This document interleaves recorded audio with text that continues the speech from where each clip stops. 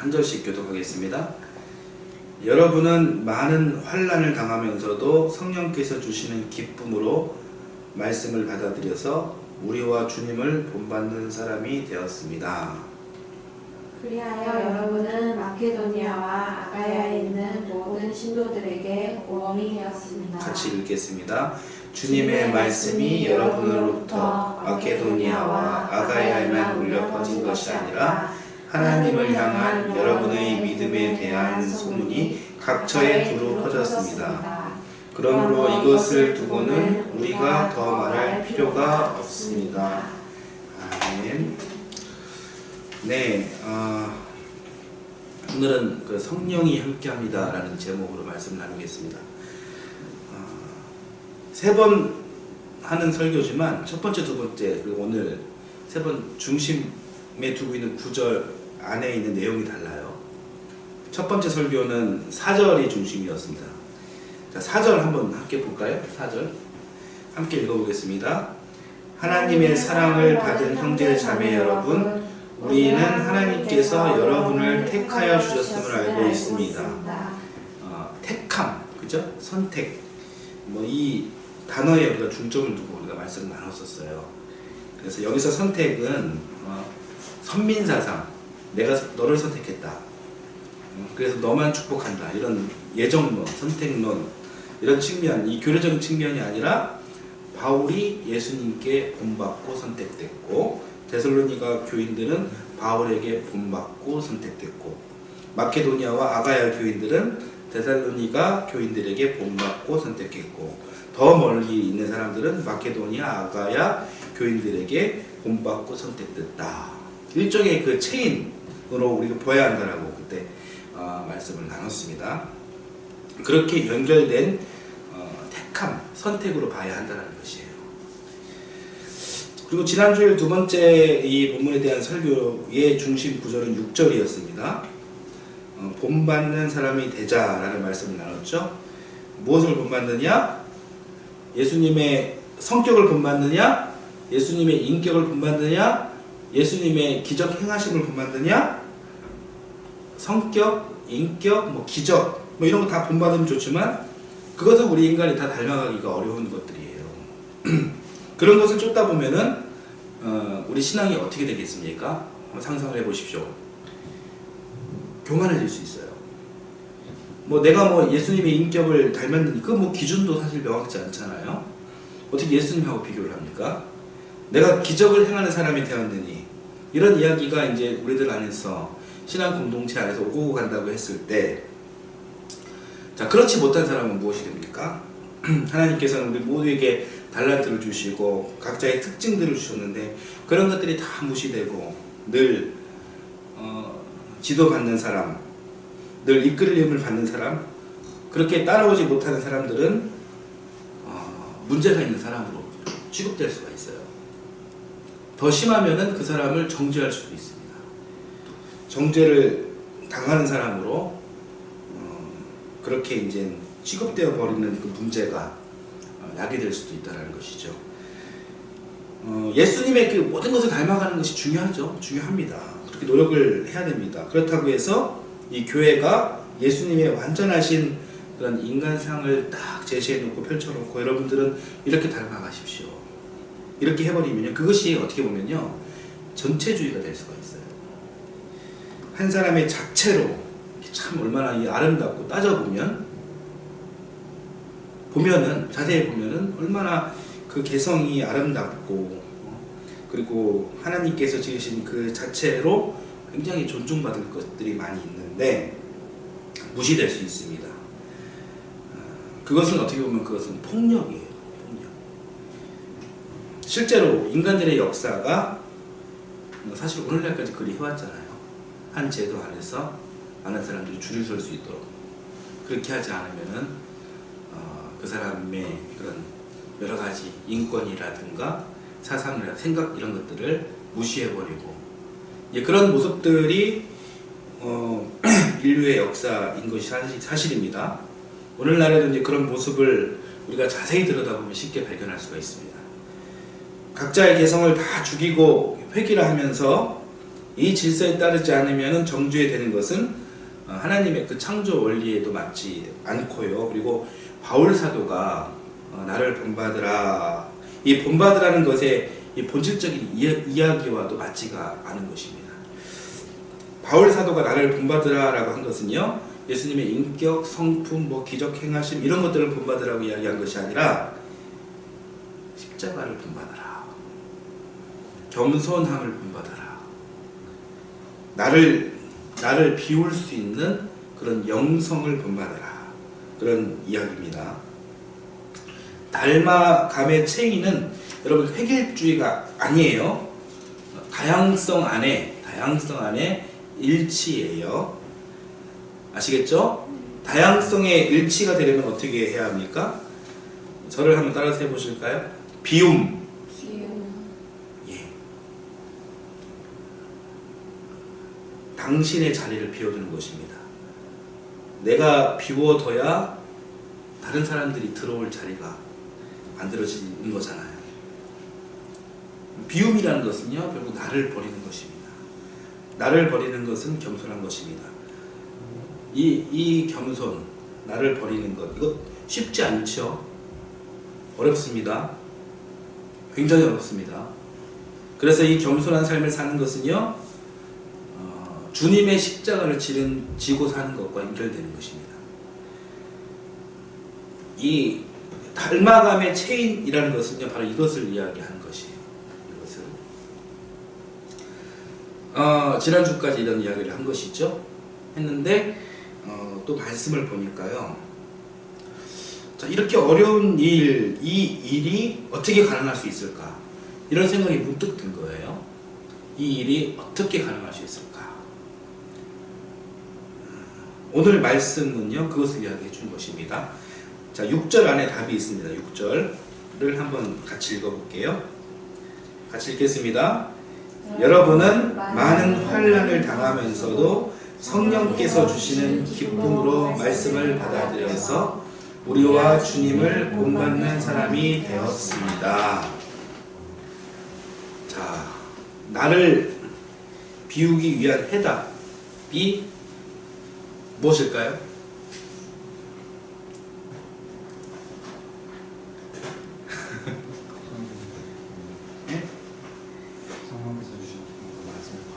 그렇죠. 성령께서 주시는 기쁨으로 말씀을 받아들여서, 이게 포인트예요. 이게 포인트. 오늘은 그래서 이 성령에 대한 말씀을 우리가 나누려고 합니다. 우리에게 주어진 이 고난을 내가 받아들인다라고 했을 때, 목사가 아무리 그렇게 이야기해도 그것이 억지로 가능할 수 있겠습니까? 지식으로, 내가 머리로 그것을 내가 이해했다고 내가 칩시다. 그렇다고 그 당위로 내가 그 고난을 수용할 수 있습니까? 자, 오늘 말씀에서는요, 이 수용에서 끝나는 것이 아니라 이 고난을 기쁨으로 받아들인다라고 그렇게 이야기하고 있죠. 그냥 수용의 차원이 아니고 기쁨으로 받아들인다. 그것이 억지로 가능합니까? 그것이 어떤 논리나 체계의 당위와 같은 것으로 가능합니까? 절대로 불가능합니다. 고난이 기쁨이 되었다. 고난이 기쁨이 되었다. 모순되죠. 이 모순되는 이 전제가 가능한 일은요, 오늘 말씀에서 말하는 것처럼 성령의 일하심 아니면 불가능합니다. 그러니까 이 성령은요, 이 고난과 이 기쁨의 이응새 역할을 해주는 분이신 거예요. 그리스도에서 바울로, 그리고 바울에서 데살로니가 교인들로, 데살로니가 교인에서 마케도니아와 아가야 교인들로, 마케도니아와 아가야 교인들에서 더 멀리 떨어져 있는 그런 교인들로. 당시 이 데살로니가 전서를 쓴 당시, 이 당시에는요, 이 복음, 이 교인들이 복음을 수용할 때 은혜와 평화만 있지 않았습니다. 우리 바울 사도 영화 봤잖아요. 그때 이 복음을 수용했던 사람들의 모습을 한번 떠올려 봐 보십시오. 목숨 거는 일이었어요. 핍박과 고난의 연속이었습니다. 자, 그럼에도 불구하고 이 복음을 전하는 사람과 이 복음을 수용하는 사람, 이 사람들의 이 십자가의 이 본보기의 체인, 본받음의 체인, 이 체인의 기능이 수행될 수 있었던 결정적인 이유는, 이 고난이 비록 고난이지만 이것을 기쁨으로 내가 수용할 수 있었던 이 결정적인 이유는 성령의 일하심이라는 것이죠. 그래서 오늘 말씀에 이 성령의 역할에 대해서 6절 말씀에 삽입이 된 것이죠. 이 성령의 역할이 너무나도 중요하죠. 그래서 오늘은요, 이 성령의 존재에 대해서 우리가 한번 살펴보겠습니다. 사실 이 성령을 여러분 무엇으로 이렇게 정의한다는 것이 쉽지 않아요. 저는 신학교 졸업을 했잖아요. 신학교에서 이 성령론이라는 수업도 있어요. 하나의 이론이 있습니다. 아주 복잡해요. 쉽지 않습니다. 가르치는 일, 배우는 일 너무 어렵습니다. 그렇다 보니까요, 이 성령론, 어떤 성령론을 따르느냐에 따라서 그 사람의 신앙의 성향이 달라집니다. 그리고 어떤 성령론을 따르느냐에 따라서 교단이 달라집니다. 또 자칫 잘못하면 그게 이제 이단이 되고 사이비가 되는 것이죠. 성령론이라는 것은 단순한 학문이 아니에요. 그럴 수밖에 없는 이유가요, 성경에서도 이 성령에 대해서 일관적으로 설명을 내고 있지 않아요. 각각 다르게 설명이 되고 있고 또 뜻도 다양합니다. 자, 그 유형을 한번 살펴볼까요? 자, 창세기에서는 영을 무엇이라고 표현하고 있는지 한번 보겠습니다. 창세기 1장 2절 말씀 볼게요. 자, 함께 읽겠습니다. 땅이 혼돈하고 공허하며 어둠이 깊음 위에 있고 하나님의 영은 물 위에 움직이고 계셨다. 자, 그 천지 창조 이전에도요, 하나님의 영은 존재했습니다. 창조전 세계는요, 입체적인 그런 물 같은 것이었어요. 그 물 위에 하나님의 영은 움직이고 계셨다. 이렇게 표현하고 있습니다. 하나님의 영은 이 생명의 기운으로 그런 편만하게 존재했다라고 설명하고 있는 것이죠. 창조 후에는 이 영이 이 우주 질서 안에 편만하게 있었던 이 영이 이 물질 세계에 들어와서 하나님이 바람을 불었죠. 후 이렇게 그 생기라고 하죠. 이 바람이자 호흡이었습니다. 이 처음 생명, 그러니까 원생명이 또 다른 생명을 낳는 그런 바람이었던 것이죠. 자, 이것이 성경에서 이야기하는 첫 번째 성령이에요. 사실 우리도 지금 그 영으로 살고 있는 것이죠. 우리가 지금 숨을 쉬는 것도, 우리가 지금 호흡하는, 우리 스스로가 호흡하는 것이, 창조 신앙적으로 고백하고자 한다면 우리 스스로 호흡하는 것이 아닙니다. 피조 세계에 이미 이 안에 편만한 영, 하나님의 그 영의 호흡 속에서 우리가 지금 이 숨을 쉬고 있는 것이죠. 그 영이 우리를 살리고 있는 것입니다. 우리가 겸손하게 우리가 고백하려면요, 숨을 내가 숨 쉬기를 원하기 때문에 내가 숨을 쉰다. 이게 아니고요. 이게 아니고요. 하나님의 호흡 속에 내가 생기를 얻어가며 그렇게 나의 생명이 존재한다. 이렇게 고백하는 것이 창조신앙적 겸손한 고백입니다. 아시겠죠? 여하튼 이것이 그 성경에서 나온 첫 번째 성령에 대한 정의예요. 구약의 성령입니다. 그리고 이 구약의 영이 이제 사도행전으로 이제 오면서 좀 다르게 설명이 되고 있습니다. 사도행전 2장 2절, 3절, 4절 말씀을 같이 한번 보겠습니다. 같이 읽겠습니다. 그때에 갑자기 하늘에서 세찬 바람이 부는 듯한 소리가 나더니 그들이 앉아있는 온 집안을 가득 채웠다. 그리고 불길이 솟아오를 때 혓바닥처럼 갈라지는 것 같은 혀들이 그들에게 나타나더니 각 사람 위에 내려앉았다. 그들은 모두 성령으로 충만하게 되어서 성령이 시키는 대로 각각 방언으로 말하기 시작하였다.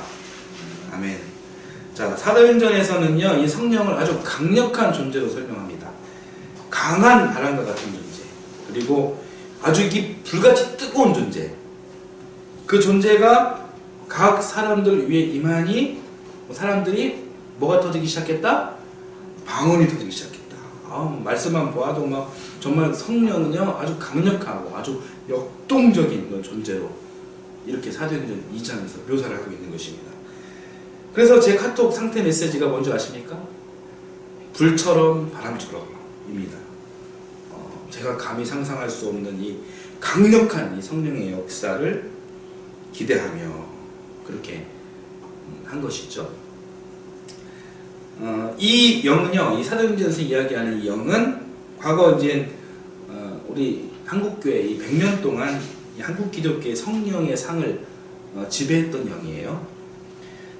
여의도 순복음교회 조영기 목사님이 이 성령 운동을 우리나라에 전개하셔가지고 엄청난 붐을 일으켰죠. 여러분 성령 집회 가보신 적 있으세요? 모집편이 가보셨었나요? 네. 성령 집회? 불 받아라 가보셨어요? 그거 말고 딴 거요? 딴 거? 예. 제가 말하는 성령 집회는 그 순복음 성령 집회 이런 건데 우리 그 셋째 고모님이 그 성령 체험을 뜨겁게 하신 분이십니다. 그래서 제가 늘 말씀하시는 것이 뭐 성령 받아야 한다 이런 거죠. 성령 집회 할 때마다 이제 저에게 연락을 주십니다. 같이 참석하자고.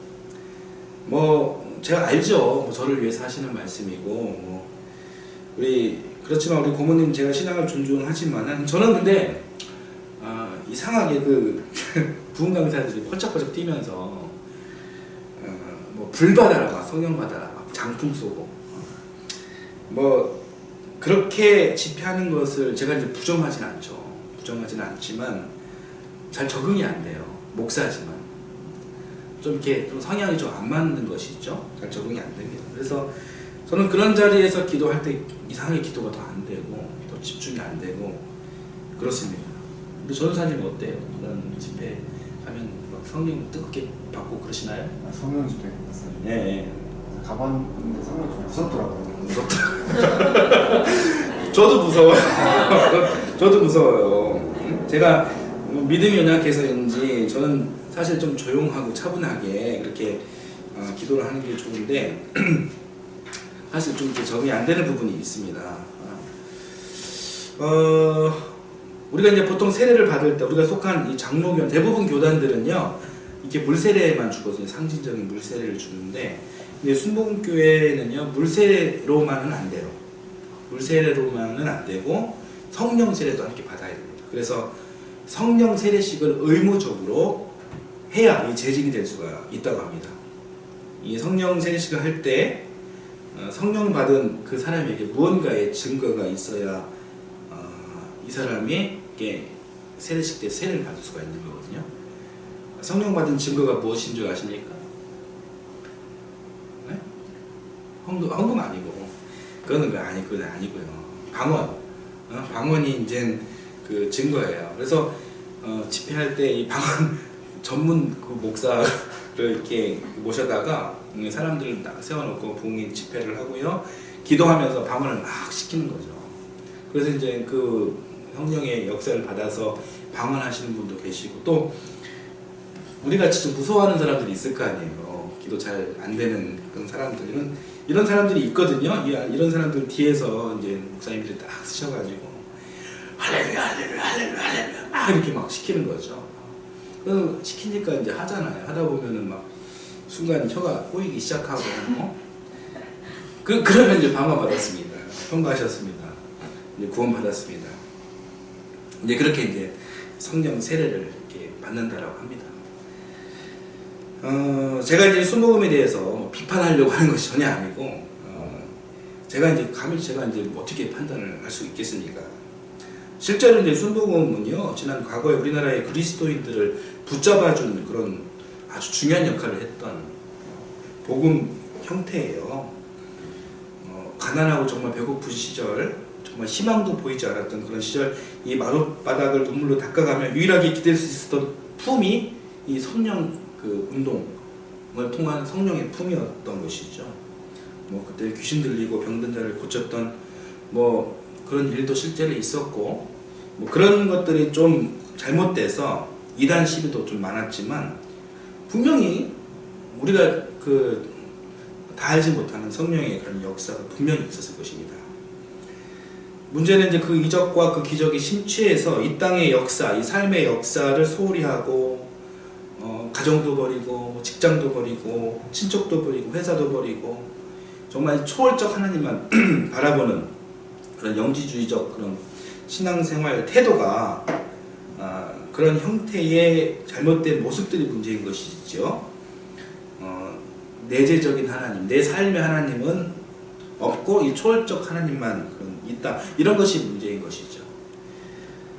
그렇지만 이 초월적 하나님을 통해서 그 어려운 이 보릿고개를 넘으셨던 우리 할머니, 할아버지 이 세대 어르신들이 이분들이 이 보릿고개를 넘어갈 수 있었다는 사실은 자명한 확실한 사실이고, 오늘 우리 신앙에도 이런 것들이 무시될 수 없는 것입니다.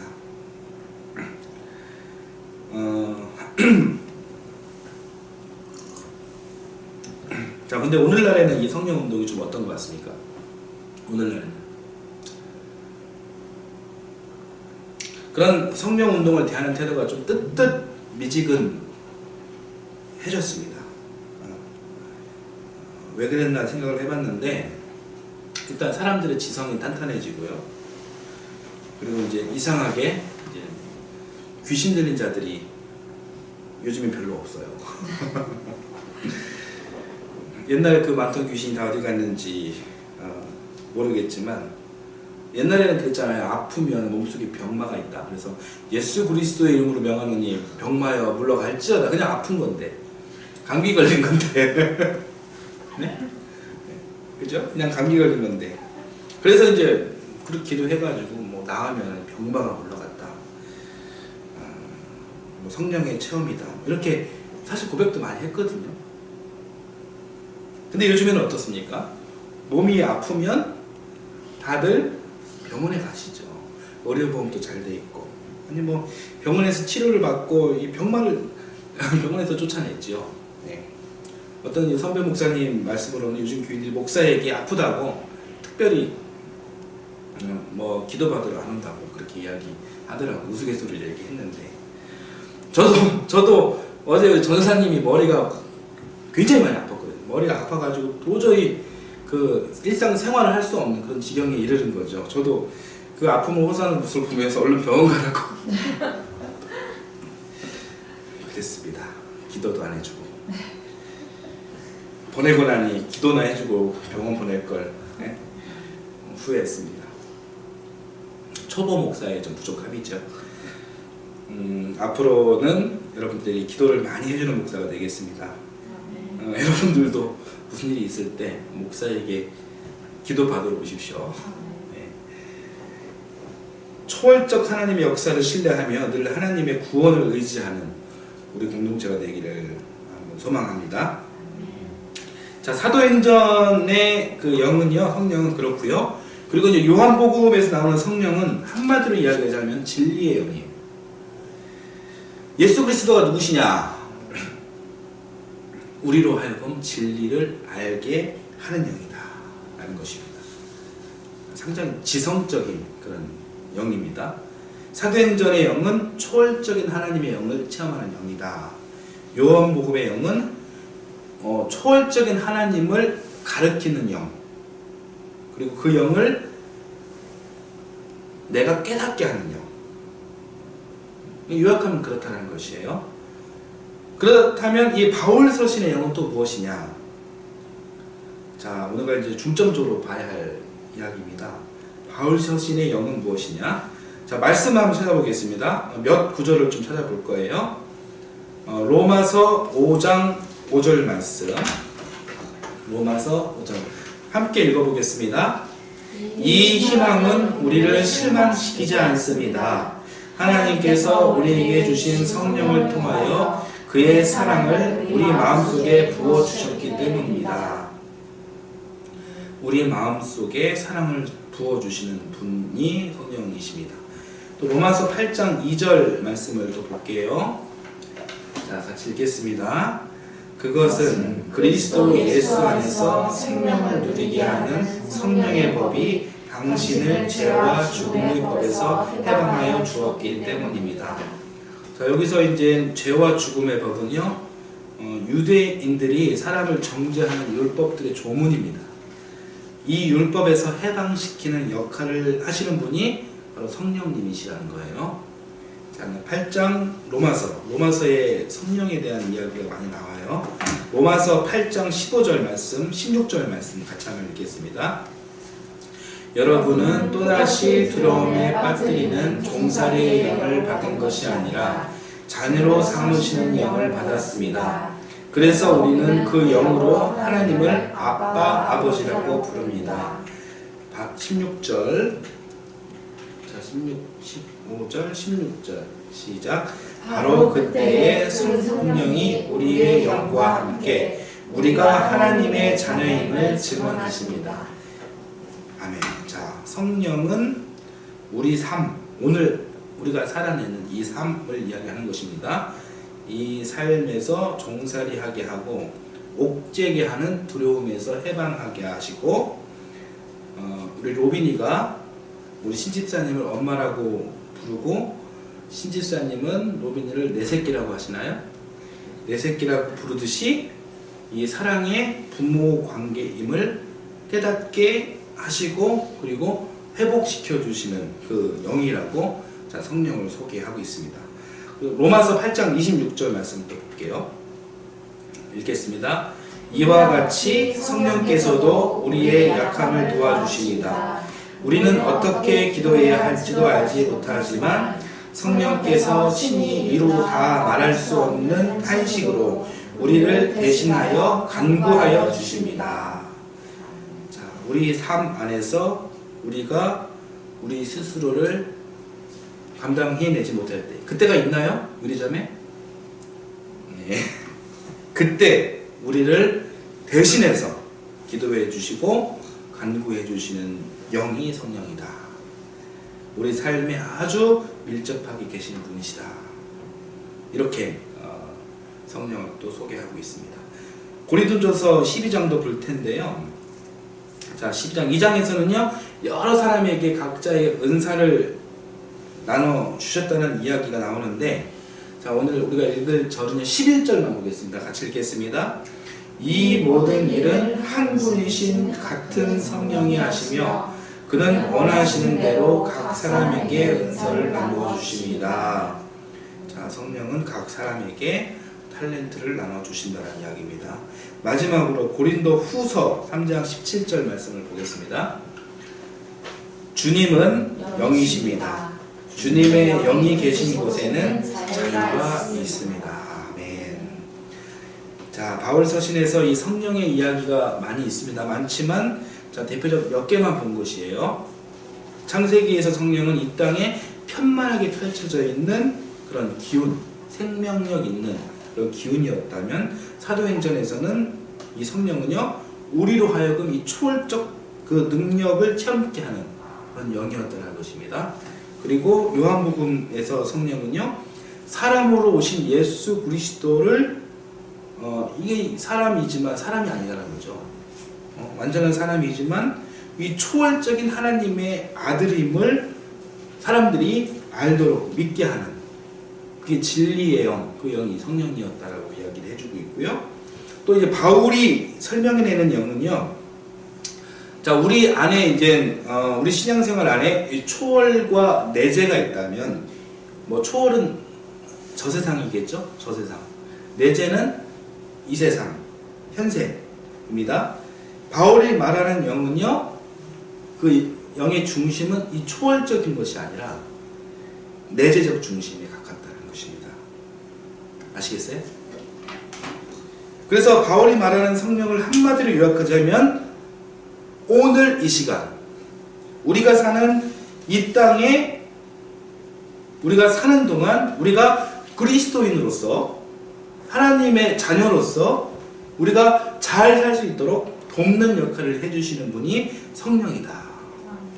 이런 이야기를 하고 있는 것입니다. 바울 사도가 말하는 이 성령 체험이란 막 신비적인 그런 체험, 뭐 그런 것이 아니에요. 그런 것이 아니고 오늘 살아내는 내 삶의 현장 속에서 우리가 이 세상에 우리 지는 사람이 아니라 굴욕당하고 패배하는 사람이 아니라 이 세상을 이기는 그리스도의 사람으로 우리 살자. 살 수 있다. 예수 그리스도를 내 삶의 주를 고백해야 하는데 쉽지 않죠. 그것이 뭐 십자가고 고난이고 얼마나 어렵습니까? 힘들죠. 어렵죠. 그렇게 어려우니 나에게, 우리들에게 힘을 주시고 또 은사를 주시고 또 기도와 또 간구도 함께 하시면서 우리와 동거동락하시고 함께 웃어주시고 또 함께 울어주시는 분이 성령이다 라는 이야기를 바울 사도가 하고 있는 것입니다.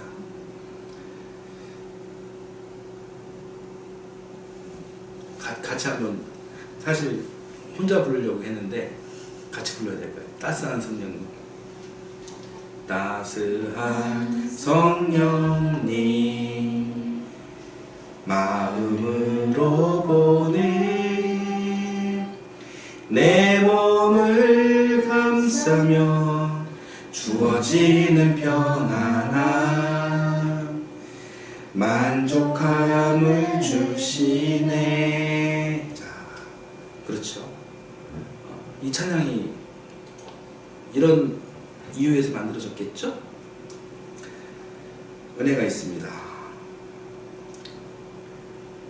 자, 그 은혜를 우리가 생각하면서 오늘 본문 데살로니가전서 1장 6절을 우리가 다시 한번 읽어보겠습니다. 느낌이 또 새로웠으면 좋겠습니다. 같이 한번 읽어보겠습니다. 여러분은 많은 환난을 당하면서도 성령께서 주시는 기쁨으로 말씀을 받아들여서 우리와 주님을 본받는 사람이 되었습니다. 아멘. 말씀 한 절 한 절이 이렇게 귀합니다.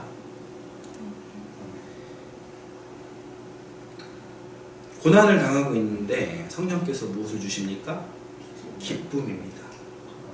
이 모순되는 이야기를 우리가 지적으로 이해하는 것이 아니라 영적으로 우리가 이해했으면 좋겠습니다. 그리고 이것을, 이 말씀을 우리 삶으로 한번 적용해 봤으면 좋겠습니다. 비록 필연적인 이 어려움이 있지만 예수 그리스도를 알게 되면서 우리 신앙의 본질인 십자가의 삶을 기쁨으로 받아 안을 수 있도록 성령께서 우리를 도와주십니다. 자, 이 해석을 조금 더 이제 진화시켜 보면요. 자, 성령께서는 우리가 우리 삶을 집중할 수 있도록 도와주십니다. 집중. 아까 얘기한 것처럼 십자가와 고난은 우리 삶의 필연적인 것들이에요. 우리 삶이라는 게 다 그렇죠. 고난의 연속이죠. 이 고난을 벗어났다 싶으면 다시 또 새로운 그런 고난이 찾아오고 어쩌면 더 강력한 고난이 찾아오게 되고 뭐 이런 연속입니다. 그렇게 반복되는 것이 우리 인생이에요. 그런데 성령께서 함께 하시면 이 고난에 대해서 두려움이 생기는 것이 아니라 신기하게도 집중력이 생긴다는 거예요.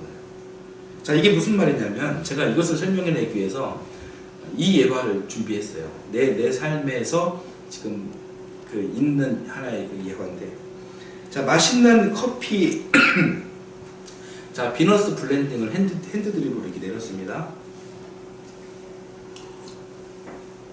자, 아주 잘 내렸습니다. 정성껏 내렸습니다. 이 잘 추출된 커피 이 맛을 내가 봅니다. 그리고 아주 집중해서 그 맛을 보는 것이죠. 그렇게 하면요, 맨 처음에 이 혀 끝에서 에티오피아 예가체프의 베리 향이 나요. 신선한 과일 향이 먼저 느껴집니다. 그리고 나서 브라질 산토스의 기분 좋은 쓴맛이 온 입안을 감돕니다. 여러분, 쓴맛 싫어하시나요? 뭐 인생의 쓴맛도 싫어하시죠? 그러나 커피든 인생이든 이 쓴맛은 필연적으로 존재하는 것이죠. 그러나 제가 지금 먹고 있는 이 커피의 쓴맛은 아주 기분 좋은 쓴맛입니다. 이 쓴맛을 느낀 후 커피가 목에 들어가고 혀 안쪽에서 감도는 신기한 맛이 있어요. 그 맛은 달지 않는 아주 초콜릿 그런 향기입니다. 그 향의 여운이 아주 깊게 남습니다. 자, 이 맛을 잡아주는 원두는 과테말라 안티구아입니다. 이 블렌딩 맛과 향에 우리가 집중하면은 제가 이제 뭐 표현한 것이 저만 느끼는 것 같아가지고 조금 그랬는데 여하튼 이 맛과 향에 집중하면은 여러 가지를 느낄 수가 있는 거예요. 여러 가지를. 그러면서 알게 되고 깨닫게 되는 것들이 생기게 됩니다. 그런 것처럼 이 성령께서 주시는 집중력을 내가 발휘해 본다면 내 삶에서 나에게 오는 이 쓴맛, 이 고난의 맛, 십자가의 맛, 이 모든 것이 우리의 유익이 될 수 있으면 우리가 깨달을 수도 있다는 것입니다. 예수님을 따라가는 삶이 결코 쉽지 않아요. 나를 비우고 십자가를 이 본받는 삶이 이게 어찌 쉽겠습니까? 그러나 우리는 집중해야 하는 것이죠. 집중해야 합니다. 나의 십자가는 나에게 무엇인지, 이 십자가가 나에게 어떤 의미가 있는지, 과연 주님께서 나를 어떻게 사용하실 것인지 집중해야 합니다. 이런 집중을 해야 하는데 사실 집중하기가 쉽지가 않아요. 왜 집중을 못할까요? 가시적인 이유로는 우리 앞에 놓여진 이 고난과 환난, 이 십자가가 너무나도 강력해서이고요. 또 비가시적인 이유로는 우리 시선이 자꾸 이 문제에만 계속 집착하고 있기 때문에 그렇습니다. 문제. 이래서 문제고 저래서 문제예요. 문제. 그래서 문제인 것이죠. 그래서 나를 한 발자국도 못 나아가게 하는 것이죠. 그 문제가. 그런 나의 집착이. 이 문제가 내 집중력을 분산시키고 나에게 의심을 가져다 주는 것입니다. 여러분, 문제를 보지 마시고 기쁨이 가득한 그 가능성을 보셨으면 좋겠습니다. 우리들 인생은요, 우리들 혼자 하는 것이 아니에요. 우리가 하는 일이 참으로 선하고 우리가 하는 일이 이 하나님의 영광을 위한 일이라는 것이 확실하다면 혼자 하는 것이 아닙니다. 누가 함께 하십니까? 예, 성령께서 우리와 함께 하시는 것이죠. 성령님은 기꺼이 기쁘게 그 일을 우리가 할 수 있도록 도와주시고 또 필요에 따라서 하나님께서 성령님께서는 기도해 주시고 간구해 주신다는 것이죠. 저의 목회도 참 중심을 잘 잡아야 합니다. 앞으로 우리 교회가 이제 크게 성장하고 교인들도 많아질 거 아니겠습니까? 저의 목회가 이 많은 교인들의 문제만을 따라다니는 목회가 되면 어떻겠습니까? 지치죠. 지치고 금방 쓰러지죠. 그런 목회가 되면 안 되는 것이죠. 제가 중심을 잘 잡아야 하는 것입니다. 중심을 잘 잡는 일이란 이 교인들에게 기쁨이 될 수 있는 근본적인 힘, 이 성령을 알게 해주고 깨닫게 해주는 일에 집중해야 하는 것이죠. 문제만 보고 마치 문제 해결사인 것처럼 여기저기 쫓아다니면 금방 쓰러질 수밖에 없을 것입니다. 교인들이 성령을 의지하여 살아갈 수 있도록 안내해주는 역할을 잘 하는 것이 목회자로서 중심을 잘 잡는 일입니다. 여러분들, 제가 그런 사람이 될 수 있도록 여러분 기도해 주시기를 바라겠습니다. 이런 일들을 저만 하는 것이 아니라 우리 모두가 성령께서 하시는 그 일을 다른 사람이 알도록 깨닫도록 자꾸 반복해서 설명해내고 알려주고 또 그렇게 우리가 노력하면 우리 교회는 분명코 성령 충만한 교회가 될 수 있다는 것이죠. 그런 교회는 자연적으로 행복할 수밖에 없어요. 그런 교회는 자연적으로 성장할 수밖에 없어요. 꼼수 부려서 억지로 당위성을 갖고 부흥 성장시킬 생각하지 말고 이렇게 자연적으로 성장할 수 있는 방법을 강구해서 우리가 더욱더 본질에 힘쓰는 사람들이 되었으면 좋겠습니다. 그런 성령의 불타는 교회가 될 수 있도록 여러분 우리 함께 열심히 기도합시다. 내가 죽고 예수가 사는 일이란 결코 우리 인간들의 힘으로 되는 것이 아닙니다. 반드시 성령께서 도우실 때 그것이 가능해지는 것입니다. 아멘. 자, 오늘 말씀 여기까지 전하겠습니다. 다음 주에는요 성령께서 어떻게 역사하시는지 우리 전도사님이 미리 예고한 하나님의 시험의 주제를 두고 말씀을 이어가도록 하겠습니다. 기도하겠습니다. 하나님 감사합니다. 우리가 그리스도 예수 안에서 십자가 고난 이 환난을 이기게 하옵소서. 성령께서 늘 우리와 함께 하심을 믿고 오늘 우리에게 주어진 이 일을 기쁨으로 수용하고 능히 감당할 수 있도록 하나님 함께 하여 주시옵소서. 예수님의 이름으로 기도드립니다. 아멘. 함께 찬양하겠습니다. 오늘 이곳에 계신 성령님 찬양할게요.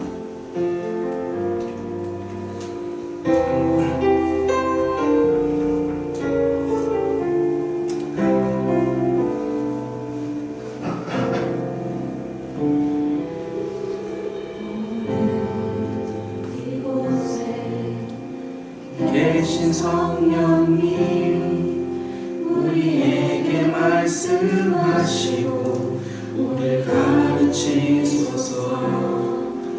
다친 우리 마음 열어주시고 주의 빛으로 밝혀 우리를 인도하소서.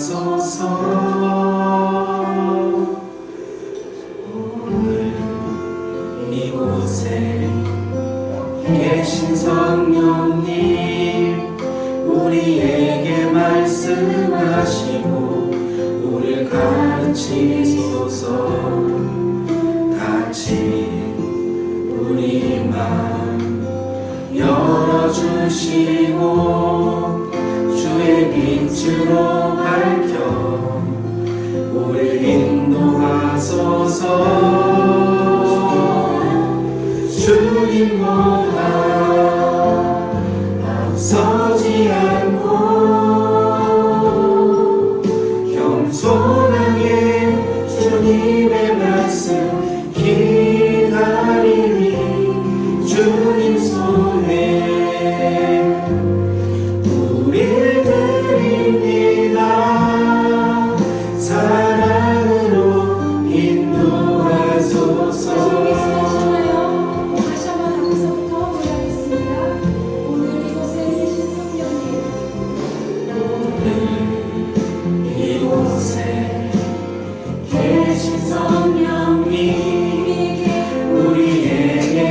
말씀하시고 우리를 가르치소서.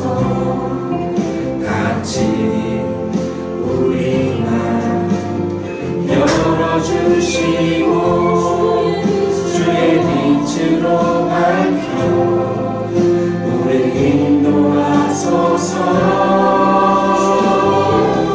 주님보다 앞서지 않고 겸손하게 주님의 말씀 기다리니 주님 손에 우릴 드립니다. 사랑으로 인도하소서. 주님보다 앞서지 않고 겸손하게 주님의 말씀 기다리니